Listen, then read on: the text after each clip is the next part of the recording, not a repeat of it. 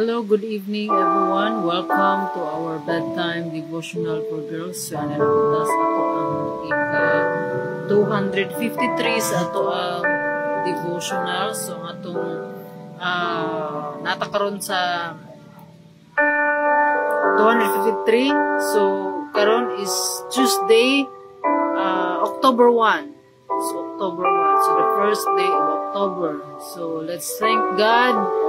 For God is good all the time, and all the time God is good. So, maayo kayong Ginoo karon medyo nag-uwan. So, salamat sa ulan. Tungod kay perting inita gayud sa gawas. So, atong topic karon is getting to know God. So, getting to know God. So, ang word nga natin niya is nasa 1 Timothy chapter 4 verse 7. Ang natin niya is stay clear of silly stories that get dressed up as religion. Exercise daily in God, no spiritual flabbiness, please. So sa other translation, let's read sa 1 Timothy. So sa other translation, ingon din niya, have nothing to do with irreverent, silly myths, rather train yourself for godliness. So let us pray. Father God in heaven, we glorify your name, our Lord, our Savior, our King, Lord. Lord, we are nothing without you, Lord God. Kami kapasayloan sa mga kalapasan, sa mga sala, Lord, ang nabuhat ng dawa. Pasayloan kami, Lord God, sa mga panahon na nakalimot kami diha kanimo. Pasayloan kami, Lord God. Tanggala, Lord God, ang mga bubag sa among mga pagdayeg diha kanimo. Tanggala, Lord, ang mga butang nga dili pakahimo diha kanimo. Padayon ka, Lord, nga magabag-o sa among kasing-kasing una-huna aron kami mulambo sa among pagtuo diha kanimo. Father God, ikaw ang gisaligan kini nga buluhaton, Lord. We pray, Lord God, sa imong anointing, Lord. We pray nga imong kining mga gamiton. Gamita ako, Lord God, as a speaker, Lord. Kung na kami sa inyong balaang espiritu, na ikaw ang ginawa maaari mamuhat. Salamat, Lord God, sa panahon. Salamat, Lord, sa ulan. Salamat, Lord, sa nagayunan, sa kusog. Salamat, Lord God, sa inyong pagkatiman ka namo. Salamat sa mga sa imong grasya, Lord, na inyong ka namo. Lord, ining gayuna, yung pagkatunan na yung pulong. Bangay kami, Lord, kung kami sa inyong kaalam mo kay balong, na kung sa aming sahingan yung kudayag din ka namo, bangay kami nga makasabot kami, abliya mo mga kasing-kasing. Ang huna-huna, ang dawat sa inyong pulong, ang mo kining i-apply sa among kinabuhi. Dalaygon ka, Lord, ang kanang dungog, gimayaw, mga pagdayig, ganun lamang. Salamat, Lord God, sa ulan, Lord. I pray, Lord God, in everything, Lord God. In Jesus' name, amen. So, dungog ba ka ta?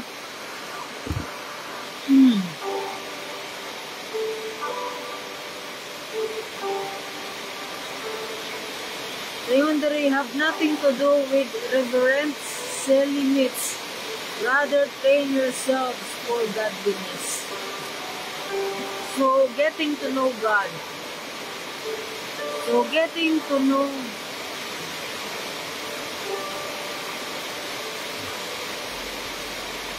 let's just pause for a while. Magulan,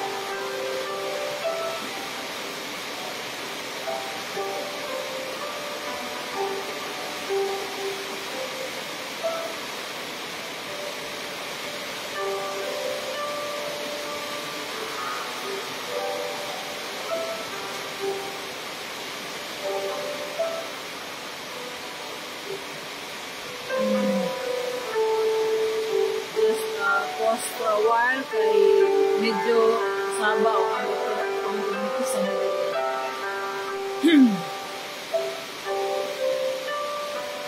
So want to know God better, then schedule a meeting with Him every day. So ang atong topic karon is getting to know God. So how do we get to know God? Through His Word. So ingon din schedule a meeting with God every day. Each day has 1,440 minutes. Will you spend a few of those minutes with your Heavenly Father? You deserve that much of your time and more. God wants you to pay attention to Him. So if you aren't already done so, form the habit of spending quality time with your Creator. He deserves it. And so for that matter, do it. God deserves our time. Nagmana siya ang ginahimos mga devotional. So it's quality time with God. So let's spend time, quality time with God. Kanang ato yung makastorya ang Ginoo in a personal way na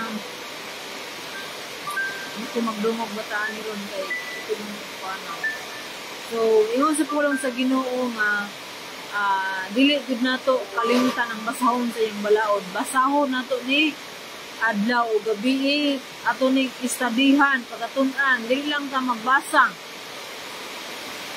Ato ni istadihan o ato ni i-apply. Ato kinabuhi sa ato ang sa mga kinabuhi.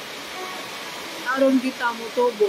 So, kani akong ginabuhat karon is I'm sharing the Word of God to you because I want those people to know God.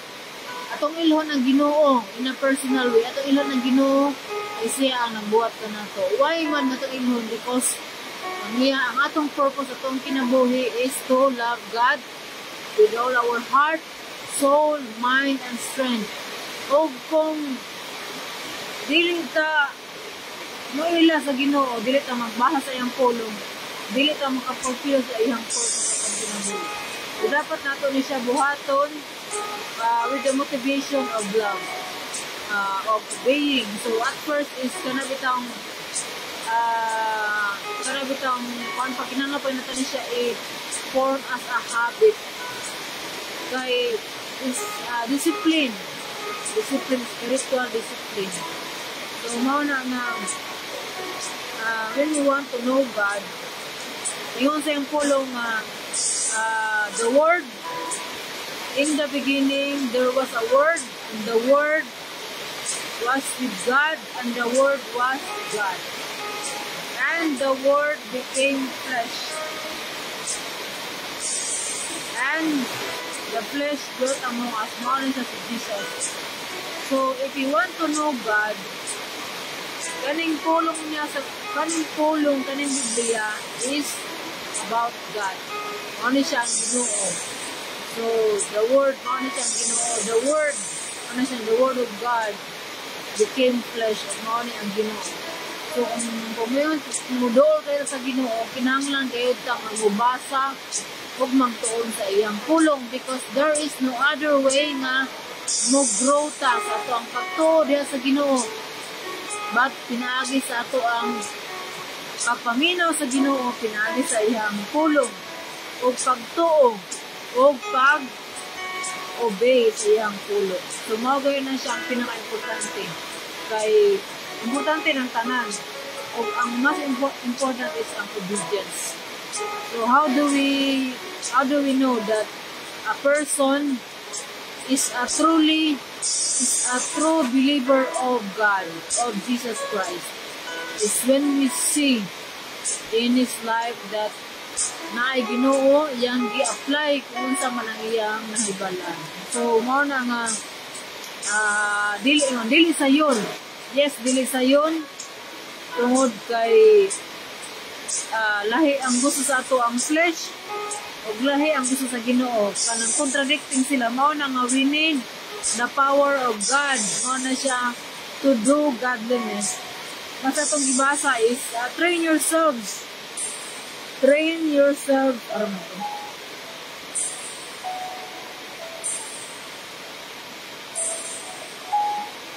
Rather, train yourselves for godliness. So, ato nang biyaan ng mga walay, mga klaro nga mga istorya nga kanabitaw mga tumutumo lamang sa mga tao. So, ahaman ta mas mahadlok sa tao o sa Ginoo. Ay kung kalaban na kanin nato ang Ginoo na wala na gid tayo daganan because God knows inside our heart. So, siya nakahibalo sa atong hunahuna o God wants our heart. Gusto sa Ginoo nga maluwas ta. Mao na nga kanunay nagapadala ang Ginoo og mga pamaagi. Kanunay nag-remind ka nato ang Ginoo nga hapit na siya mobalik. Hapit na mobalik si Jesus. So, we are here on training. So, atong i-train atong kaugalingon for godliness. So, how do we train? So, mao na nga atong dawaton si Jesus sa atong kinabuhi. Ngam pa sa John 3:16, tungod sa gugma sa dakong gugma sa Ginoo sa kanato gihatag niya si Jesus to save us from our sins. So unsay atong buhaton is motuo ta atong dawaton si Jesus atong kinabuhi ug atong nusulan atong mga sala ug atong biyaan atong mga sala ug magkinabuhi ta nga subay sa iyang kabubuton. Mao na kinahanglan magbasa ta sa pulong sa Ginoo tungod kay naa diri kung unsa ang ato ang unsay kabubuton sa Ginoo para kanato.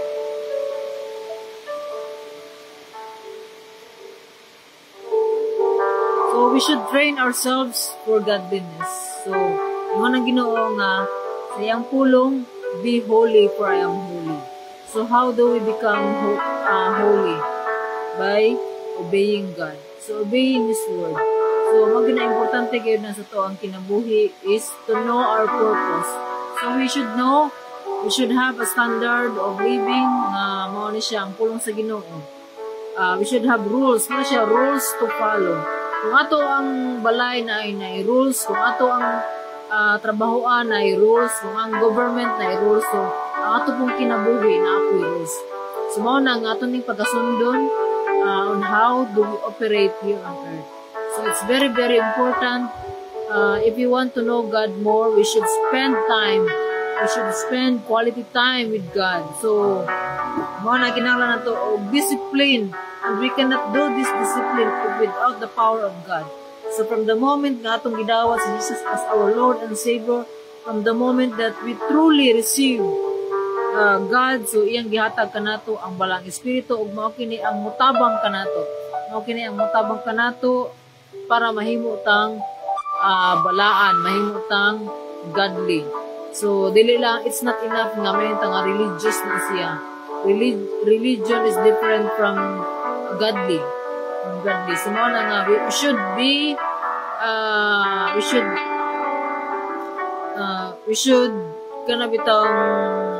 we should discern enough kung unsa man ang maayo, kung unsa man ang sakto. Muna nga dapat pagkasundo natin kung sa ang pulong sa Ginoo. Katungod kay mao ni siya ang standard na atong dapat pagkasundo. So mao na getting to know God is to spend time with Him. So mao po na siya nga ma-fulfill na to ang purpose ato ang kinabuhi. Spending time studying the Word of God. So let God talk to you through His Word. So we must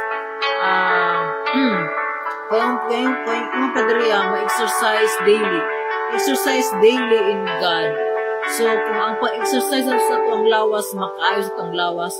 So, ang atong pag-exercise sa manghimo tang spiritual, mahimo tang maayo nga magtutuo sa Ginoo. Mas mao kini ang pagtuon sa pulong sa Ginoo.